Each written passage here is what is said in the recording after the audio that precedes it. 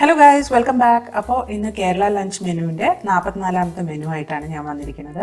അപ്പോൾ ഇന്നത്തെ മെനുവിൽ നമ്മൾ ഉണ്ടാക്കിയിട്ടുള്ള രണ്ട് ഡിഷസ് ആണ്. ഒന്ന് അങ്കമാലി മാങ്ങാക്കറിയുടെ മോഡലിൽ തന്നെ ഇരുമ്പം പുളി ഉപയോഗിച്ചിട്ട് ഞാൻ ഒരു കറി ഉണ്ടാക്കിയായിരുന്നു. അതാണ് ഇന്നിട്ടിരിക്കുന്നത്. പിന്നെ ഈ സീസണിലുള്ള ചക്കക്കുരു കൊണ്ടുള്ള ഒരു മെഴുക്കുവരട്ടി.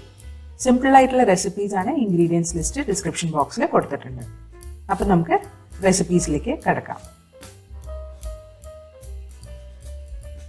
ആദ്യം ഇരുമ്പുള്ളിയുടെ കറി ഉണ്ടാക്കാനായിട്ട് അതിലേക്ക് സവാളയും പച്ചമുളകും ഇഞ്ചിയും കരിവേപ്പിലയും അരിഞ്ഞത് ചേർത്തിട്ടുണ്ട്. ഇതിലേക്ക് മഞ്ഞൾപ്പൊടി, മല്ലിപ്പൊടി, മുളക് പൊടി, ആവശ്യത്തിന് ഉപ്പ്, കുറച്ച് വിനാഗിരി ഇത്രയും ഒഴിച്ചിട്ട് എല്ലാം കൂടി നന്നായിട്ടൊന്ന് മിക്സ് ചെയ്തെടുക്കണം.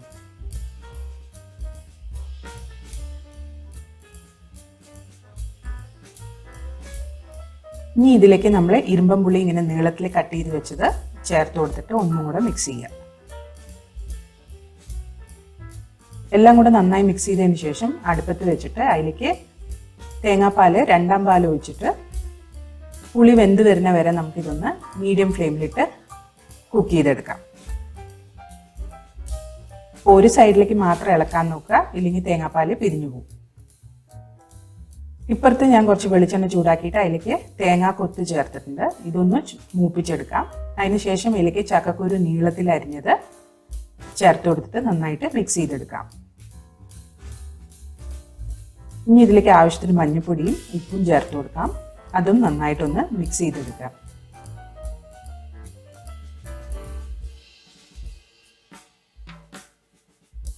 ഇനി ഇതിലേക്ക് ചക്കക്കുരു വേകാൻ പാകത്തിന് വെള്ളം ഒഴിച്ചിട്ട് അടച്ചു വെച്ചിട്ട് നമുക്കിതൊന്ന് വേവിച്ചെടുക്കാം.